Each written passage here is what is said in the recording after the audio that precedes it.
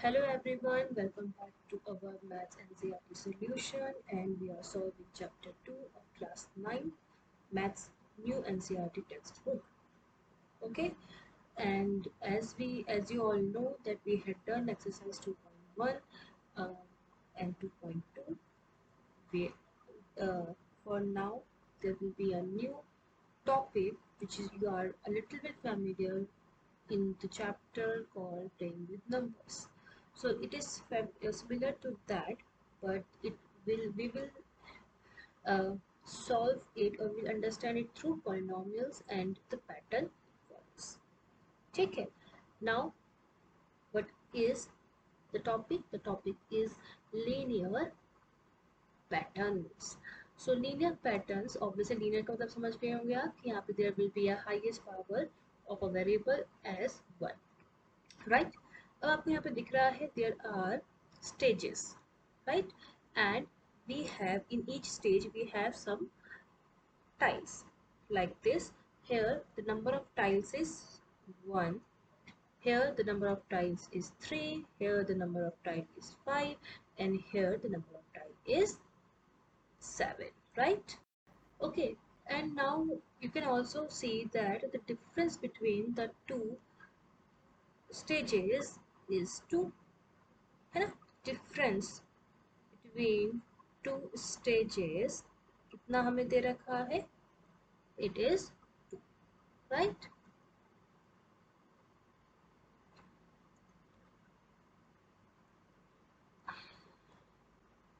So in here also it is 2, here also it is 2.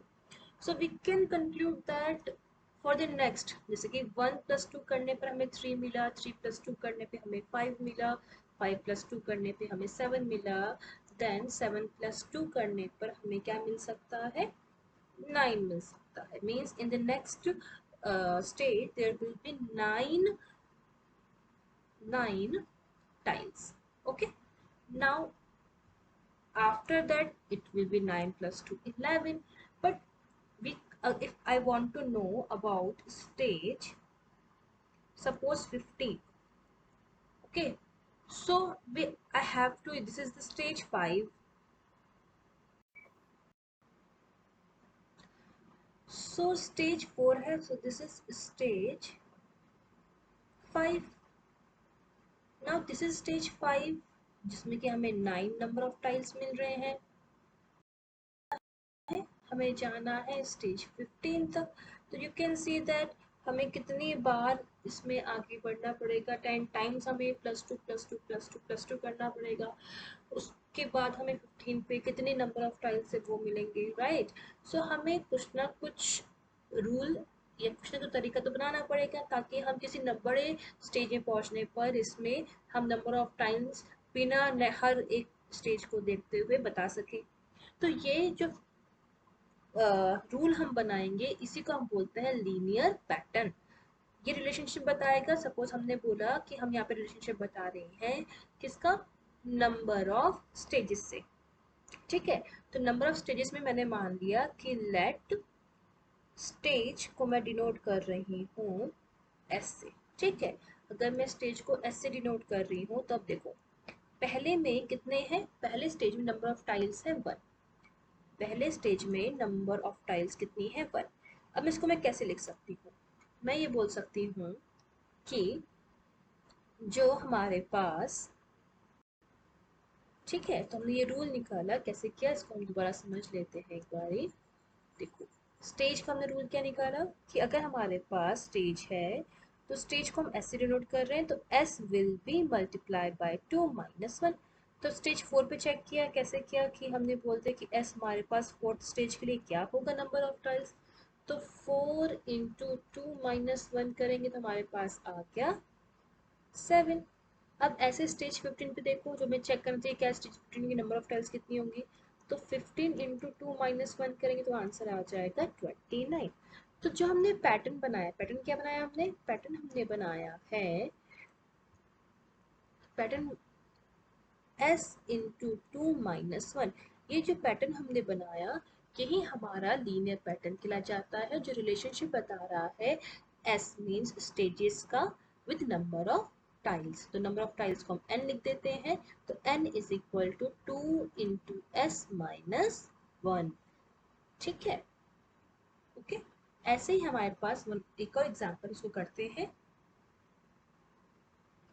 So in this example हमारे पास क्या है, बेला एक लड़की है, बेला के पास 100 है for pocket money and she spends 5 every day, after how many days will she be left with 40। So we can say that कि हमारे पास डे नंबर मीन्स 0 डे, तो उसे 100 मिले, 100 रुपीज उसको मिले। उसके बाद नेक्स्ट डे से मतलब फर्स्ट डे से उसने 100 में से 5 करना 5 स्पेंड करना स्टार्ट कर दिया, तो 95 बचे। फिर अगेन करा तो 90 बचे, 95 में से 100 5 माइनस करेगी ना, 95 होंगे उसके पास अब। फिर 5 माइनस किया तो 90 हुआ। फिर 90 में से 5 माइनस किया तो 85, देन 85 में से 5 माइनस किया तो 80। अब इसी चीज को अगर मैं फर्स्ट डे के हिसाब से देखूं, मीन्स 100 में से थर्ड डे उसने कितना माइनस किया होगा, तो मैं बोल सकती हूँ 100 में से third day means 3 times of 5 minus कर चुकी होगी। 3 इंटू 5 लिखा एंड वी गेट 90। अब मैं क्या कर, अब हम उसको रूल बनाना है, तो क्या लिख सकते हैं कि नंबर ऑफ डेज को हम कंक्लूड कर लेते हैं एन से।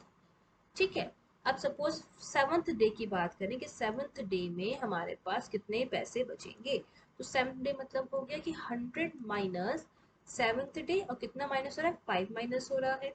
सो 100 minus 35, it will become 5 and 9 minus 3 will be 65। Understood. But हमें बताना है कि 40 रुपीज कौन से डे, जो कौन सा दिन आएगा जब उसमें 40 रुपीज ही बचेंगे।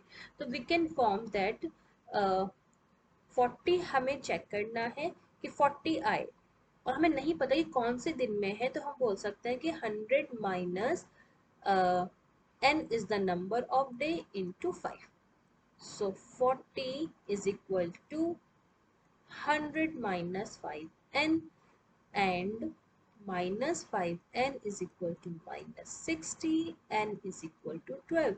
तो हम बोल सकते हैं कि on 12th day हमारे पास जो number of, on 12th day जो हमारे पास नंबर ऑफ मनी है वो 40 है।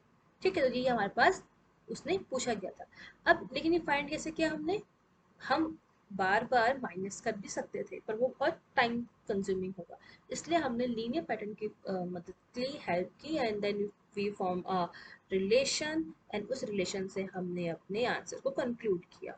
ओके, इसी तरीके से हमें न्यू क्वेश्चंस में न्यू पैटर्न बनाने हैं एंड हमें सॉल्व करने हैं। ठीक है, आज के लिए इस वीडियो में हम इतना ही समझेंगे। We will solve the question in the next video, in the next class. Till आप तब तक पढ़िए, समझिए, ठीक है, प्रैक्टिस करिए, और बार बार अगर कुछ समझ में नहीं आ रहा है, you can comment your doubts, and thank you for watching the video.